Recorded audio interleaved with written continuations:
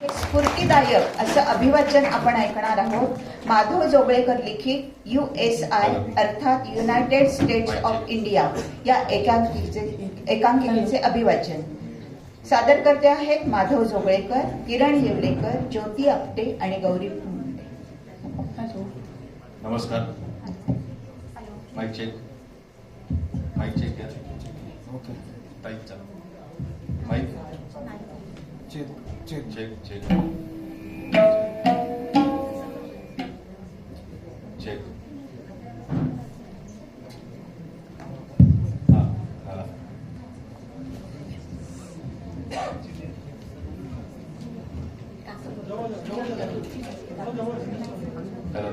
सर्वात प्रथम पिंपरी चिंचवड नाट्य विद्येतर्फे मी तुमची क्षमा मागतो की आमच्या शेड्यूलमध्ये थोडासा बदल झाल्यामुळे आपण जरा थोडासा अवघडलेल्या अवस्थेत असाल, पण एका वेगळ्या विषयावर मथुराम आणि महात्मा गांधी यांच्या काल्पनिक चर्चेवरती ही एकांकिका आहे. आपल्याला थोडी ती आवडेल. जुन्या लोकांना त्यातनं थोडासा वेगळा अर्थ मिळेल, नवीन लोकांना कदाचित थोडं थोडं कळेल, पण ही एकांकिका आपण मनापासून एन्जॉय करावी एवढीच आमची प्रार्थना. धन्यवाद. नमस्कार. संस्कार भारती पिंपरी चिंचवड नाट्यविधा सविनय सादर करीत आहे दोन महापुरुषांच्या विचारांचं मंथन. नाटक सुरू करण्याअगोदर थोडीशी पार्श्वभूमी देतो. ही घटना जी आहे, ही घटना लेडी बुटीक मध्ये घडतीये. इथे जी ओनर आहे तिची बहीण तिचं लेखन, संहितेचं लेखन पूर्ण करण्यासाठी तिथे आलेली आहे. बुटीक मध्ये जे पुतळे असतात, मॅनिक्विन्स असतात, त्या मॅनिक्विन्सला बघून लेखिकेला काही गोष्टी सुचतात आणि आता लेखिका गाडी पार्क करून प्रवेश. हो हो, मी देते, काळजी करू नका. ए चिमणे, हे घे, त्या शहानी दिले. काय आहे? करोना व्हायरस आहे. मला काय माहिती, तू बघ की. काही नाही ग ताई. त्यांना मी काही सॅम्पल दिले होते. त्यांना यंदा त्यांच्या गुजरात यात्रेसाठी पांढऱ्या ड्रेस सोबत भगव्या शाली हव्या आहेत. यु नो व्हॉट, ते पांढऱ्या सलवार कुर्ता आणि त्यावर भगवी शाल असा ड्रेस कोड करून साबरमतीला जाणार आहेत. परवा सोसायटीच्या मीटिंग मध्ये बाबांना ते सांगत होते, त्यावेळी ऐकलं मी. मग मीच त्यांना म्हणाले, कशाला बाहेरून घेता, आपलं बुटीक आहे की, मी देते तुम्हाला हवं ते हव्या त्या क्वांटिटीमध्ये. तुला सांगते अगं, त्या दीपाने शिवजयंतीला जवळपास 501 भगव्या टोप्या विकल्या. आधीच धंद्यात बंदीबाई. पण मग हे असं काही केलं की ऍटलिस्ट लाईट बिल तरी सुटतं. अगं तुझं बरे बाई, तुम्ही काय लेखक माणसं, तुम्ही शब्द लिहून दिल्याशिवाय एकही पात्र एक शब्दही बोलायचा नाही. आणि एकदा का एखादं पात्र खणखणीत बोललं की तुमचा मीटर काही हटत नाही. बर, जेवलीस? नाही ग, एक जबरदस्त विषय सुचलाय. मग जा की घरी आणि लिही आपल्या रूम मध्ये बसून. मी नाही येत तुला त्रास द्यायला. म्हणूनच तर इथं आले. मला नाही कळलं. अगं बहिणाबाई, 1 वाजत आलाय. आता तू 1 ते 4 बुटीक बंद करणार. मग विचार केला, 3-4 तास कोणी डिस्टर्ब करणार नाही. बसू इथेच. नाहीतरी घरी लिहित बसलं की तो हिटलर येईल सारखं सारखं डोकावायला. नाही, आयडिया चांगली आहे, पण माझा डिस्टर्बन्स होऊ शकतो बरं का. मला त्या सरस्वती विद्या मंदिरचे पैसे आणायला जायचे अगं. सो घरी जाणार, पटकन तोंडात काहीतरी टाकणार आणि पळणार. पैसे घेऊन बुटीकला येणार आणि लगेच घरी जाणार एक मस्त पॉवर नॅप घ्यायला. एवढंच ना? मग ठीक आहे. पण ताई, काय विषय आहे ग? छान आहे, जरा स्फोटक आहे, पण ठीक आहे. आपल्याला साधे विषय लिहायला जमतात का? नाही ना? मला सवय आहे त्याची. बरं चल, निघते मी. एक काम कर, शटर लॉक करून जा, म्हणजे मी निवांत बसते आतमध्ये. हॅलो हॅलो, नमस्कार. हा बोला, कसं वाटलं लेखन? स्फोटक? तसं नाही, पण आपल्या अध्यात्माच्या पुस्तकातच तसं लिहिलंय. अखेरीस काय, आम्ही लेखक माणसं आहोत. आमच्या कल्पनाशक्तीचा आम्ही वापर करतो. हे पहा, इतिहासाला सत्य वाचून पर्याय नसतो. म्हणूनच ही एकांकिका सत्य शोधनाचा एक प्रयत्न आहे. अहो साहेब, मनुष्याला उन्नत करणारी तत्वज्ञानं जर चुकीच्या जागी वापरली गेली की देशाची भूमी लाल होते असा धडा मिळेल. आता वास्तववादी पात्र घ्यायची म्हणजे मग त्यांची स्टेटमेंट्स, त्यांचा स्वभाव, त्यांची मानसिकता कल्पनेच्या आधारे उतरवणं हेच आमचं काम आहे. अहो, इथं माणसं जेव्हा इतिहासाची पानं चालतील तेव्हा कळेल आणि आजच्या युवा पिढीला खरा इतिहास कळला पाहिजे. ओके, मी कथा लिहून देते. मग हवं तर तुम्ही पात्रांची नावं बदला किंवा लोकांना सांगा ही कथा काल्पनिक आहे. अहो पण माझ्या लिखाण स्वातंत्र्याचं काय? मी कोणत्याही पक्षाची नाही किंवा कोणत्याही पक्षाचा माझ्यावर दबाव नाही. मी एक लेखक म्हणून माझ्या सत्सद विवेक बुद्धीला जे पटलं, मला तुमच्या समोर जे सत्य मांडावं वाटलं ते मांडतीये.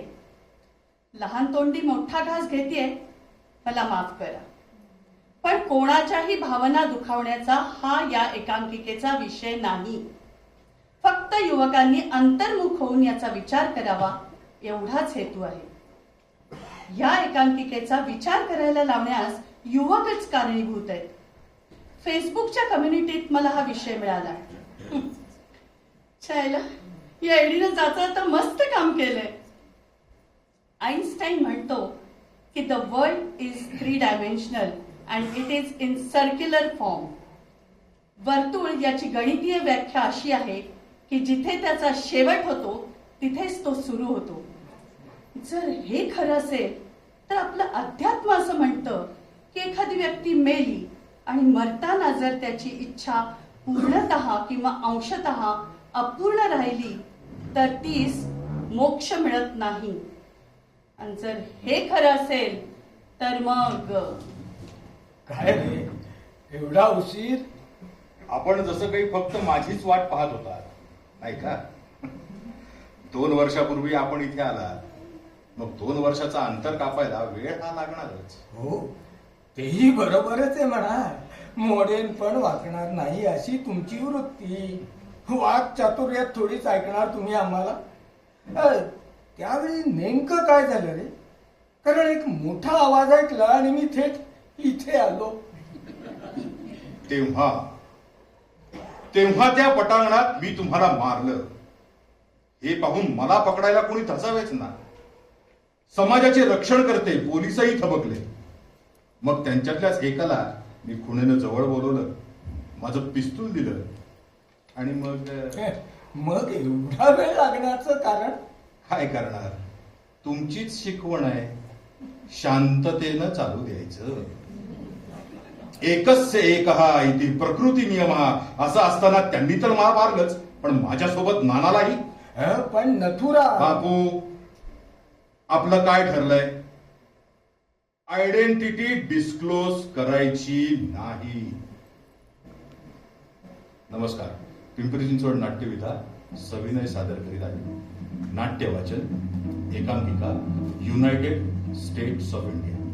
लेखक माधव जोगळेकर, दिग्दर्शक किरण येवलेकर. सविनय सादर करीत आहोत एकांकिका युनायटेड स्टेट्स ऑफ इंडिया. हो, हा विषय मी घेतलाय आणि मी का घ्यायचा नाही? कदाचित प्रक्षोभक विषय म्हणून ही रिजेक्ट होईलही, पण हे माझे विचार आहेत. पण मला खात्री आहे माझा विषय पूर्णपणे मांडून झाल्यावर तुम्ही सर्व माझ्या बरोबर याल. तोंडात वेगळं असेल कदाचित, पण प्रत्येकाच्या मनात याबद्दल दुवा मिळेल. जर यांना मोक्ष मिळाला नसेल तर दुसऱ्या मितीत केव्हा ना केव्हा तरी हे समोरासमोर येतील. मग तेव्हा काय होईल? अरे, शांततेच्या आणि अहिंसेच्या तत्वावर चालणारा मी, द्वेष, मत्सर, लोभ यांचा त्याग केलेला मी. अरे, माझी हत्या झाल्यावर या देशाला धोका पोहोचणारच. कारण बाप कितीही विद्रूप असेल तरी त्याची मुलं त्याच्यावर प्रेम करतात आणि वडिलांना जर कोणी मारलं तर मुलांचा प्रक्षोभ हा होणारच. हे पहा बापू, त्या देशाच्या निर्मितीला पाठबळ देण्यामागं गांधीजींचा राष्ट्राचं हित हा शुद्ध हेतू होता, हे जे कोणी सांगतात ना त्यांना मी एवढंच म्हणेन, गांधी या व्यक्तीच्या अंतिम उपाययोजनेमागं माझ्या मनातही शुद्ध हेतू होता, राष्ट्राचं हितच. अरे मी दानव किंवा दैत्य असं तुमच्या गांधी विरोधी लढाऊ गटाला वाटत हे असेल बघा बापू, तर मग- तुमचं कार्य योग्य की अयोग्य हे जर तुमच्याच पक्षाच्या लोकांनी निपक्ष राहून ठरवलं असतं तर मग हा वादच उसळला नसता ना. म्हणजे असं भारतीय वृत्तपत्रांनी गांधी म्हणजे तुम्ही अवलंबलेल्या राष्ट्रघातकी धोरणावर निपक्ष टीका केली असती आणि एका व्यक्तीपेक्षा, मग ती किती का मोठी असेल ना, त्याच्यापेक्षा राष्ट्राचं हित महत्वाचं असतं हे जर त्यांनी लोकांना पटवून दिलं असतं तर त्यांच्या त्या देशाच्या निर्मितीपुढे तुम्ही किंवा तुमच्या गटानं मान तुकवली नसती. समाज प्रबोधनाचा प्रमुख घटक वृत्तपत्र तुमच्या पक्षांच्या नेत्यांपुढे बुळबुळीत राहिली आणि म्हणूनच मोठ्यांच्या चुका या सहजासहजी निसटून गेल्या आणि याच धोरणानं त्या देशाची निर्मिती सुलभ झाली. अरे पण नथुराम, त्या देशाच्या निर्मितीला माझी मान्यता का होती किंवा फाळणीचा निर्णय मला का योग्य वाटला याबद्दल कधीतरी विचारपूस केलीस? याची सत्यता कधी जाणून घेतलीस का? अरे फाळणीचा विचार मुस्लिम लीगनं मांडल्यावर दंगे भडकले होते, अनेक निरपराध माणसे मारली गेली होती, होणारा विनाश मला दिसत होता, म्हणून का असं का असलं? काही नाही, एक घटना आठवली. 1948च्या सभेत सरदार वल्लभभाई पटेल यांनी सांगितलं की चांगुलपणाच्या आणि दातृत्वाच्या वृत्तीनं आम्ही 55 कोटी प्रदान केले. आम्ही ते दिले ते गांधीजींना मानसिक यातनेतून बाहेर काढण्यासाठी. याचा अर्थ आम्ही काय घ्यायचा बापू? त्या भाषणात त्यांची अस्मिता बोलत होती, तो अपमान त्यांनी गिळला. आम्हालाच काय सगळ्या जगाला माहिती होतं तुम्ही उपोषणात बळी पडाल पण मागणी पूर्ण झाल्याशिवाय हट्ट सोडणार नाही, म्हणूनच तुमचा हा हट्ट त्यांनी पुरवला. हट्ट? नथुराम, म्हणजे समजा तू एक जबाबदार मनुष्य आहेस आणि तुझ्या बरोबर 10 माणसं आहेत. तुम्ही फिरायला गेलात आणि तुम्हाला एक आंब्याचं झाड बहरलेलं असं दिसलं. सर्वानुमते असं ठरलं की आंबे तोडायचे, पण 5 जण म्हणाले की खालून दगड मारून आंबे काढायचे. आता तू सांग, त्या जबाबदार मनुष्यानं काय करावं? त्या जबाबदार माणसाच्या सुज्ञ बुद्धीला पटेल असा त्यांनी तो निर्णय घ्यावा आणि पुढे जावं. बरोबर. त्या जबाबदार माणसानं ठरवलं की झाडावरून आंबे काढायचे, कारण दगड खालून मारले तर ते कोणाला लागतील, हिंसा होईल. पण ज्या लोकांचे त्या जबाबदार माणसानं ऐकले नाही त्यांनी त्याच्यावर दोष ठेवला आणि त्याबद्दल वाईट बोलायला सुरुवात केली. मग त्या चूक कोणाची? अर्थातच त्या 5 जणांची ज्यांनी त्याच्यावरती रोष ठेवला. वस्तुतः जर तो निर्णय हिताचा असेल तर त्यांनी रोष ठेवला इथंच चुकलं.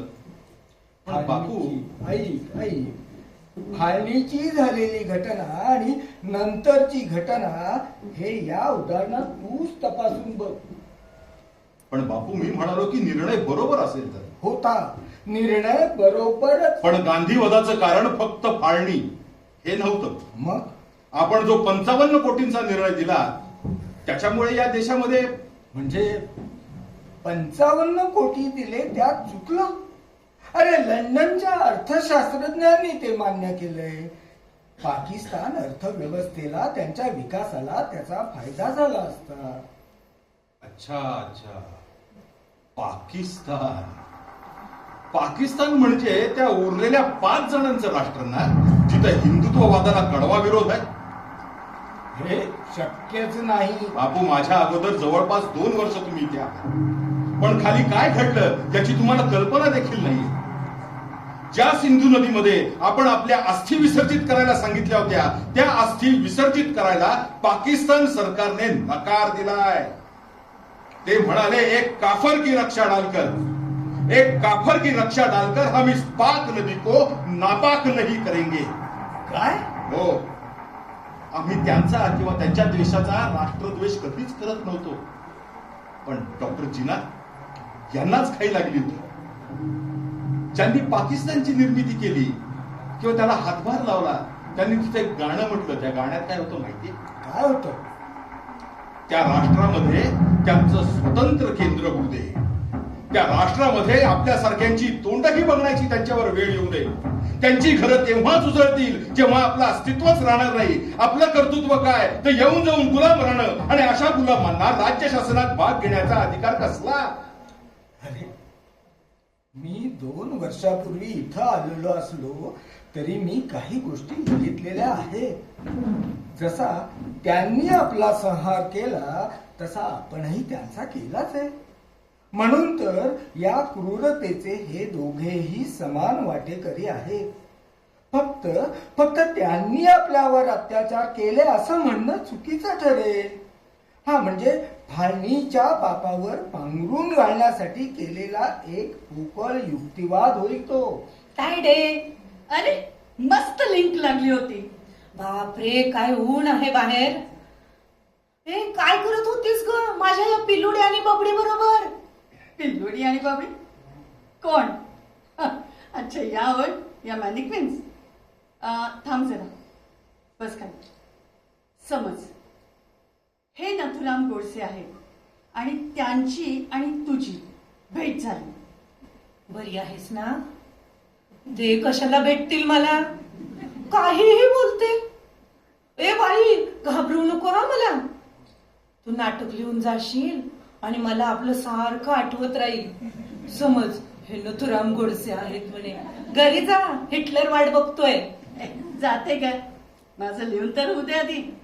तायडे, नेमकं लिहितेस तरी काय ग तू? कुणाला सांगणार नसशील तर. शंका आपल्यावर? आजपर्यंत एक तरी गोष्ट केलीये का मी? मग बोल तू, ऐकते मी.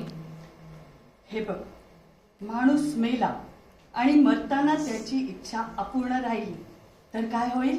त्याचा आत्मा भटकत राहील. एक्झॅक्टली. नथुराम गोडसेंची अशी इच्छा होती की अखंड हिंदुस्थानात जोपर्यंत सिंधू नदी वाहत नाही तोपर्यंत माझ्या अस्थी विसर्जित करू नये. त्यांच्या अस्थी अजूनही जपून ठेवल्या. मग आता मला सांग, तुला नथुराम गोडसे भेटू शकतात की नाही? समज हे नथुराम गोडसे आहेत आणि त्यांची आणि तुझी भेट झाली तर तू काय म्हणशील? म्हणजे तुम्ही नथुराम गोडसे गांधी हत्या केलेले, आय मीन गांधीवध केलेले. सर, जर तुम्ही गांधीवध केला नसताना तर या देशाचे अनेक तुकडे झाले असते. हा, आता समज हे सगळे तू महात्मा गांधींच्या समोर गोडसेंना बोललीस तर? क्षमा करा बापू, मी जरा जास्तच बोलले. पण हे मी नाही, माझ्यासारखे 100 90 बोलतात. खरं सांगू बापू, तुम्ही राष्ट्रपिता म्हणून एका मुलीच्या नात्यानं तक्रार करते, तेवढी प्लीज ऐकून घ्या. या समाजातल्या प्रत्येक युवकाशी खोटं बोलणारा प्रत्येक समाजसेवक भामटा वाटतो मला.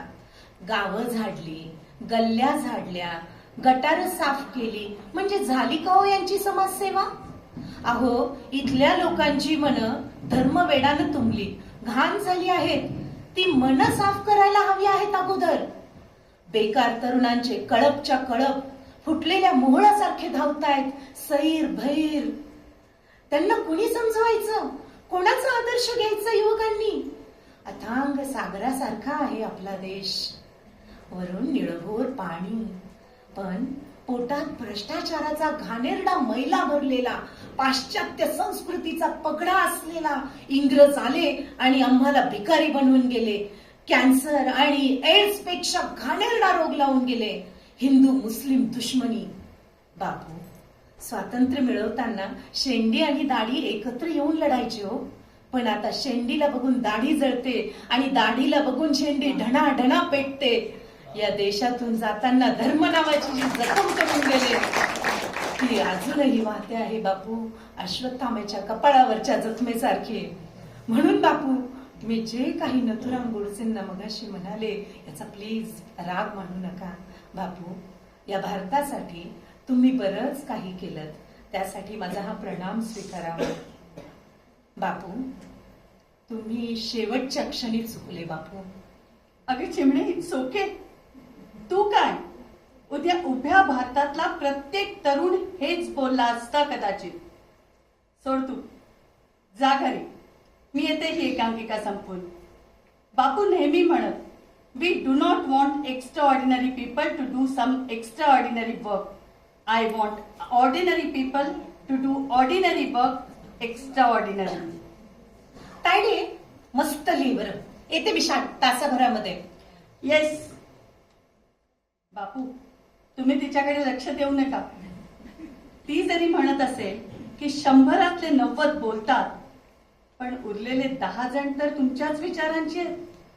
बापू, तुम्ही या देशात कधी लढवय्ये शिपाई तयार केले नाहीत, पण या जगात सर्वात मोठी फौज तयार केली माणसांची. अहो बापू, आयुष्यभर मेंदूत आत्मसात न झालेल्या आणि अस्ताव्यस्त कोंबलेला हा ज्ञानाचा पसारा म्हणजे काही शिक्षण नाही हो.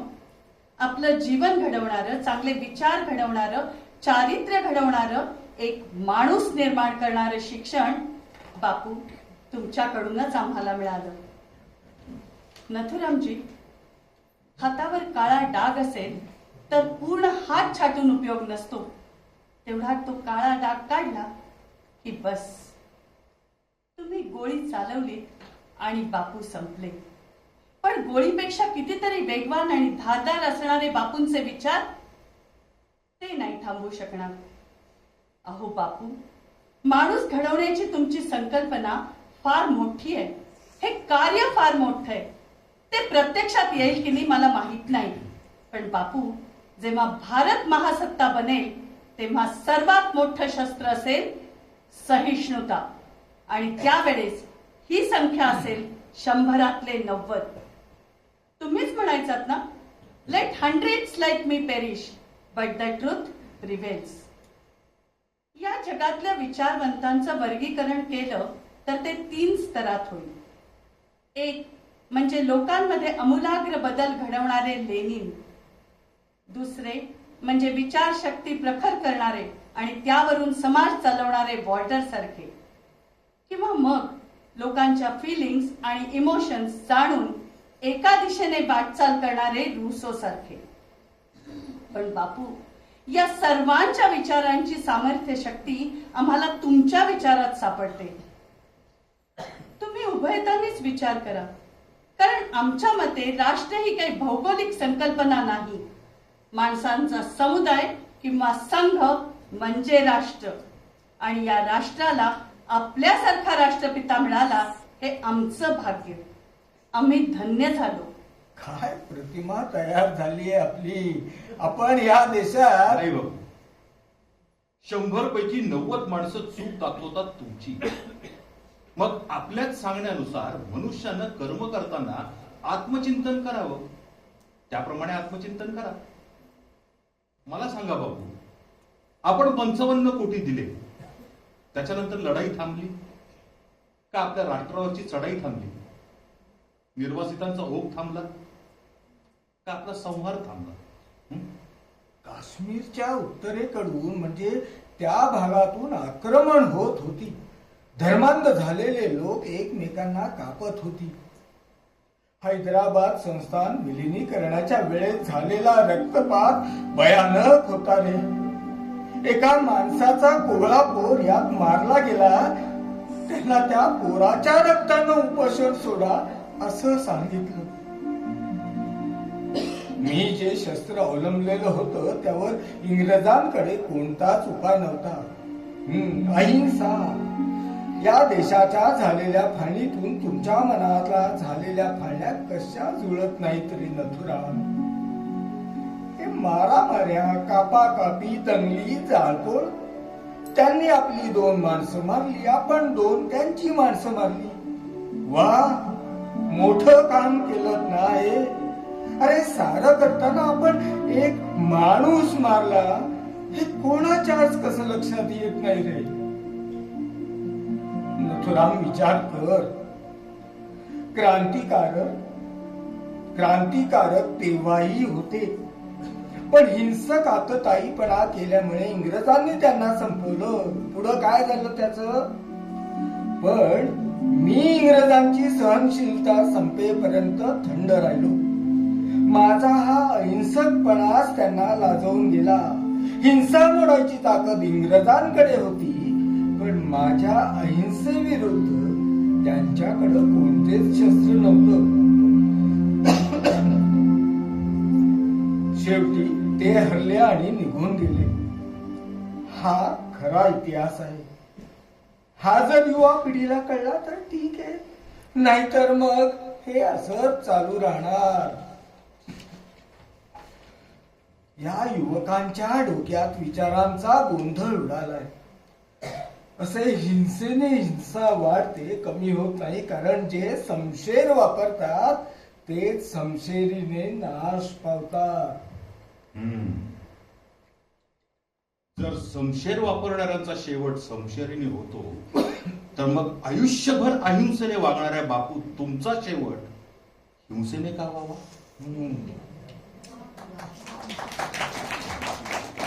तुम्ही सर्वांना प्रेमाची शिकवण देत होता, तेव्हा तरी काय चाललं होतं या देशात? डोळ्यांसमोर मुलांच्या माना पिरगडायचे, बायकांवर, कोवळ्या मुलींवर पाशवी बलात्कार व्हायचे. हे सगळं पाहताना ज्यांचे डोळे फुटले, ज्यांची छाती फुटली, भावना मरून काळ्या ठिक्कात पडल्या, ज्यांच्या आयुष्याचीच राख रांगोळी झाली, त्यांच्या समोर तुम्ही कोणती कुचकामी अस्त्र ठेवली? प्रेम आणि अहिंसा. बापू, अहिंसेचा विजय होतो हे 100% खरंय, 100% खरंय. पण कधी हिंसेनं त्याचं भरपूर वाटोळ केल्यानंतर, हिंसेच्या विध्वंसाचा पूर्ण विराम म्हणजे अहिंसा. 1-2 जनावरं खाऊन वाघ आपल्या शेजारी येऊन शेपूट घालून बसला, याचा अर्थ तो अहिंसावादी नसतो बापू.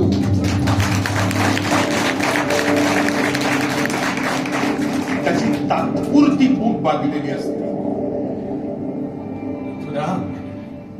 मला वाटतं की तुम्हाला किंवा आजकालच्या युवा पिढीला योग्य विचारांची गरज आहे, दिशेची गरज आहे. आत्ममग्न व्हा, चिंतन करा, आपल्या भूमिकेशी एकरूप राहा, आपला इतिहास जरा बारकाईनं बघा. इतिहास म्हणे त्या लोकांनी पूर्वीपासून एवढे आमच्यावर अत्याचार केले. ते अत्याचार करूनही आम्ही त्यांना 55 कोटी दिले. आणि ते सुद्धा कधी? ते राष्ट्र आमच्यावर चढाई करायच्या तयारीत होतं तेव्हा. म्हणजे माणसं होती, बंदुका होत्या, पण मारायला गोळ्या नव्हत्या ना. आणि आम्ही उदार मनानं त्यांना 55 कोटी दिले. आणि त्याही पेक्षा जास्त बळी दिलेत आम्ही. A nation that forgets its history or its geography does so its peril. अरे, जे राष्ट्र आपल्या इतिहासाकडे किंवा भूगोलाकडे पाठ फिरवते त्याचा विनाश उडवतं. कळलं नथुराम? म्हणूनच काश्मीरचा इतिहास विसरलात आपण. म्हणजे आम्ही आजही म्हणतो 55 कोटी दिले, इथंच आपलं चुकलं. 55 कोटी दिले कुणाला? ज्यांची संस्कृतीच विध्वंसक आहे त्यांना. 8व्या शतकापासून तिकडे आक्रमण होती. तो मीर हजर मूर्तीद्वेष्टा होता. त्यानं आपल्या धर्माची वाढ कशी केली माहिती? त्याने आपल्या लोकांना 3 पर्याय ठेवले: धर्मत्याग, देशत्याग किंवा मरण. ज्यांनी धर्मांतर किंवा देशत्याग केला नाही त्यांनी त्यांना मारून टाकलं.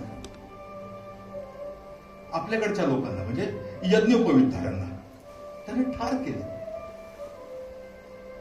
त्याचा आकडा लक्षात ठेवण्यापेक्षा, म्हणजे 1, 2, 3 असा आकडा लक्षात ठेवण्यापेक्षा त्यांनी मारलेल्या लोकांचं यज्ञोपवीत केलं आणि त्याचं वजन केलं.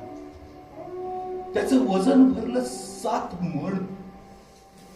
7 मण. 1 मण म्हणजे 40 किलो हो बापू. 40. आणि एका जालव्याचं वजन 4 ग्रॅम सुद्धा नसतं. बघा, तर त्या आझाद खाननं थोडीशी सुधारणा केली. कातड्याच्या तरटाच्या पिशवीऐवजी तो ब्राह्मणांना कातड्याच्या पखालीत घालायचा आणि ताल सरोवरात बुडवून मारायचा. बुडवून. इथूनच सगळी सुरुवात आहे. स्त्रिया लुटणं, बाटवा बाटवी करणं हे अनेक शतकं चालू राहिलं. म्हणून देश स्वतंत्र झाला ना, तेव्हा 77% लोकसंख्या ही त्यांची होती.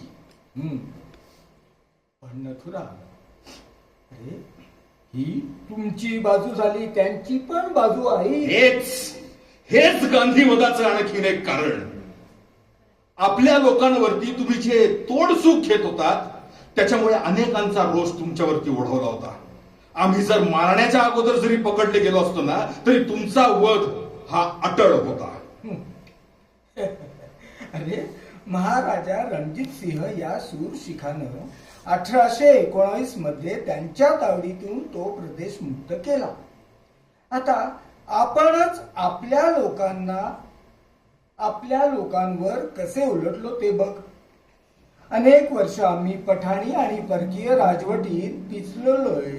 छळबळाने आमचं धर्मांतर झालंय. पुन्हा आम्हाला आमच्या मूळ धर्मात जायचं आहे, यायचं. आपण आमच्या धर्माचे राजे काश्मीरवर राज्य करीत आहात, तरी आम्हाला आमच्या मूळ धर्मात सुखानं नांदण्याची अनुज्ञा द्यावी, अशी त्यांनी मागणी केली. आता या राजानं काश्मीरच्या धर्मपंडितांना धर्मनिर्णय विचारला. राजपुरोहित म्हणाले, अधर्म कराल तर आम्ही जीव देऊ. आणि मग ब्रह्महत्येपेक्षा यज्ञ थांबवावे हे त्याला उचित वाटलं. म्हणून त्यानं मग यज्ञ थांबवला. मला सांग, शिवाजी महाराज जर नेताजी पालकरला परत हिंदू धर्मात घेऊ शकतात, तर मग आमच्या काशीच्या पंडितांनी चूक केली असं तुला वाटत नाही का रे? अरे एक काळ असा होता की या जगात जंगलचा कायदा होता. बळी तो कानपिळी. पण जग बदललं, समंजस झालं आणि लोकांनी कायद्याचं राज्य मान्य केलं. आणि आता एक काळ असा येईल की इथं प्रेमाचं राज्य येईल. लोक शासन विमुक्त होतील. याला थोडा वेळ लागेल, याला काही शतकही लोटतील, पण हे होईलच. काय लेखक महाशय, पटतंय ना आपल्याला? होय बापू. आपल्या किंवा नथुराम यांच्या विचारांकडे पाहिलं तर स्वमतांधता हाच दोष आढळतो. या दोन्ही विचारसरणीत आम्ही किती व्यापक विचार केला किंवा आमचीच धोरणं कशी बरोबर आहेत हे सिद्ध करण्याचा कल दिसून येतो. आत्मपरीक्षणाचा अभाव हेच खरं तर अपयशाचं कारण असेल. कारण एकाच विचारांसाठी वाहून घेतलेल्यांना जर एकत्र केलं तर त्यात समन्वय आणि सुसंवादाची कमतरता आढळते. नथुराम, आपल्याला वाटतं का की बापू जे स्वप्न मांडतायत ते शक्य आहे? कदाचित. कारण भारताला स्वातंत्र्य मिळालं ते काही फक्त क्रांतिकारक होते म्हणून नाही. युवकांमध्ये वैचारिक क्रांती झाली आणि या क्रांतीचा महानायक नाही मग नथुरा, अरे सिद्धांत तेव्हाही होते. मी फक्त त्याचं नेतृत्व केलं. उपहास, विरोध आणि अखेरीस स्वीकार या 3 अवस्थातून प्रत्येक कार्याला जावंच लागतं. आपल्या काळाच्या पुढे जाऊन विचार करणाऱ्या प्रत्येक माणसाबद्दल खात्रीनं गैरसमज होतात. पृथ्वीचा सहनशीलता हा गुण जर प्रत्येकानं घेतला तर जग त्याच्या पायाशी लोळण घेईल. आपण बापू नुसती मतं, नुसती सिद्धांत का हृदयाला हात घालू शकणार नाही? कार्य करणं हे इतकंच महत्वाचं नाही का? त्यावेळची तरुण पिढी स्वातंत्र्य या कल्पनेनंच झेपावत चालली होती. आणि बापूंचं अस्तित्व संपलं. संपलं नाही, संपवलं. थँक्यू सो मच जिग्नेश भाई, थँक्यू सो मच.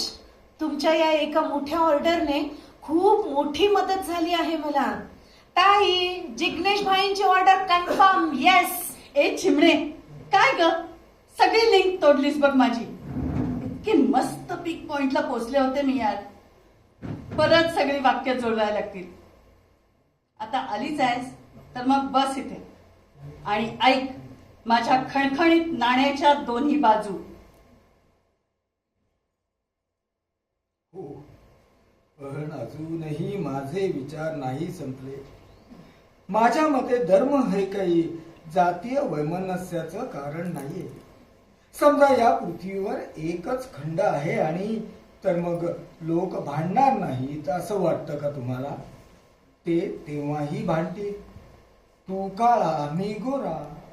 हा, चल असं मान्य करू की या पृथ्वीवर एकच खंड एकच वर्ण आहे. मग लोक भांडणार नाही. ते तेव्हाही भांडणार. मी श्रीमंत तू गरीब. मी जेव्हा भारत भ्रमण केलं होतं ना तेव्हा एक गोष्ट कळाली नथुराम. भारताला किंवा भारतीयांना संघटनेचा शाप नियतीनच दिलेला आहे. बरोबर आहे बापू. या देशात विविधता होती, ती ईश्वर निर्मित होती. त्यात सौंदर्य होतं. परकीय आक्रमणांनी आणि ब्रिटिशांनी या विविधतेच्या भूमीवर विषमतेची विषवल्ली पेरली. डिवाइड अँड रूल यानुसार त्यांनी भारतात भाषा, प्रांत आणि जाती या मुद्द्यांवरून भांडणं लावून दिली. आणि आपला समाज त्यांच्या याच राजनीतीला बळी पडला. एक मिनिट लेखक महाशय.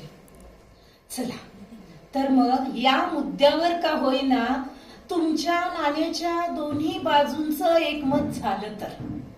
पण मग आता तुमचे हे विचार दिशाभूल न होता लोकांपर्यंत पोहोचवायचे तरी कसे? कारण आपल्यासारख्या आजच्या लाखो युवकांपुढे धड सक्षम नेतृत्व नाही. आपली पिढी बऱ्याच अंशी भरकटलेली आहे. या युवा पिढीचं करायचं तरी काय? इतिहासातील घटनांचा फक्त विचार न करता त्या घटनेमागच्या कारण परंपरेचाही तटस्थपणे विचार करायचा. अच्छा, म्हणजे प्रत्येक विचारसरणीच्या युवकात बदल घडून येईल तर. अर्थात, आणि तो यायलाच पाहिजे. अरे कोळसा अग्नीच्या सहवासात आला की त्याचा मूळ स्वभाव बदलतो, तेजस्वी होतो. फक्त अग्नीची गरज आहे नव्हे, फक्त ठिणगीची.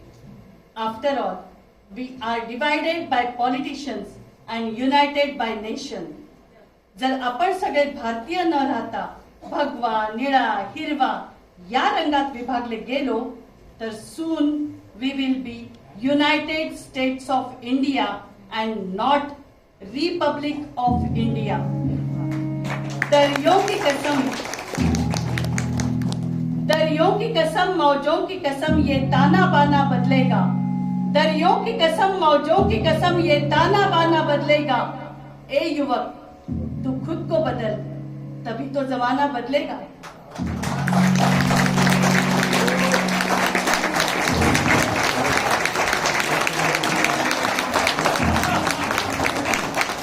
नमस्कार, मी ज्योती आपटे, लेखक. नमस्कार, मी गौरी गिरीश पुंडे, निशा.